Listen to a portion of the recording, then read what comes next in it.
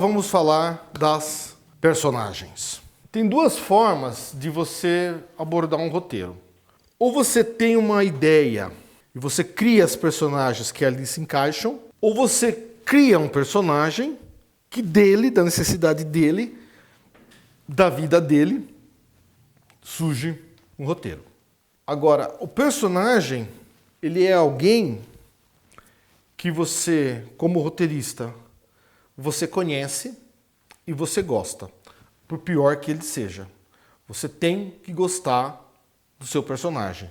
Você tem que gostar daquilo que você está escrevendo. Até o Robert McKee tem uma passagem interessante no livro dele, Story, em que ele relata que um dos roteiristas do Exterminador do Futuro, né? O Exterminador do Futuro, ele vai ali consertar o olho dele, tira o olho, faz o curativo. Então ele coloca um óculos escuro e ajeita o cabelo. Olha a ironia, é uma máquina, mas que está ajeitando o cabelo. Isso significa que o roteirista gostava daquele personagem. Inclusive colocou um óculos escuro nele. Então, por pior que seja seu personagem, você como roteirista precisa gostar dele, ou pelo menos gostar do que está escrevendo, eu diria. Para você criar uma personagem interessante, você precisaria criar, pelo menos em certo grau, uma biografia para este personagem. Por quê? Porque o personagem é uma pessoa que você, como roteirista, conhece. Você não vai criar uma biografia do nascimento à morte dela, não. Você vai criar uma biografia do nascimento até o momento que começa o seu filme. E isso é interessante, porque em muitos filmes você escuta os personagens falarem do passado deles. Eles não estão falando daquilo à toa. O roteirista criou um passado para aqueles personagens. Tá? Então é importante você ter uma biografia.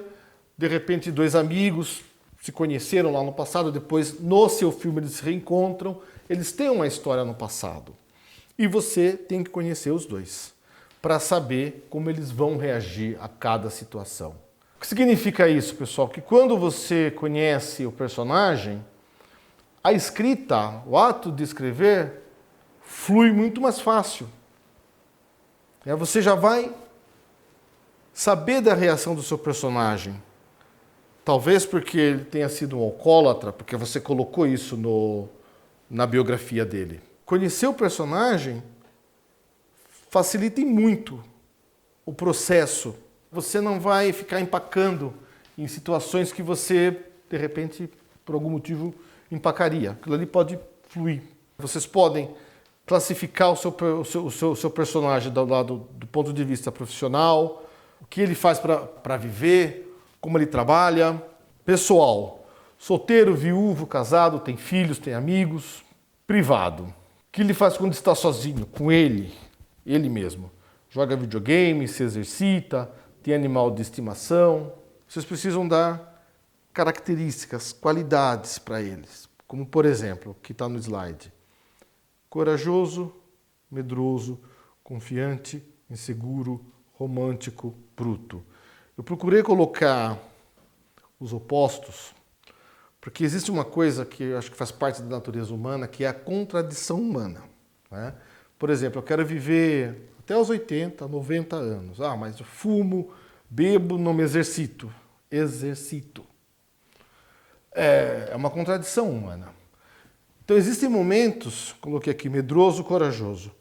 Existem aspectos que nós somos corajosos para determinados temas, mas somos medrosos para outros. Nós podemos ser justos para certas pessoas, ou novamente para determinados aspectos, para determinados temas, mas podemos ser injustos para outros. Podemos ser injustos até com nós mesmos. Então, eu acho que é interessante colocar essa contradição humana. Quando a gente assiste a um filme de super-herói, principalmente, ou até mesmo do Velho Oeste, os antigos, existia a figura do vilão. Existe até hoje. Mas nesses filmes, o vilão, ele é só vilão, ele é só o mal.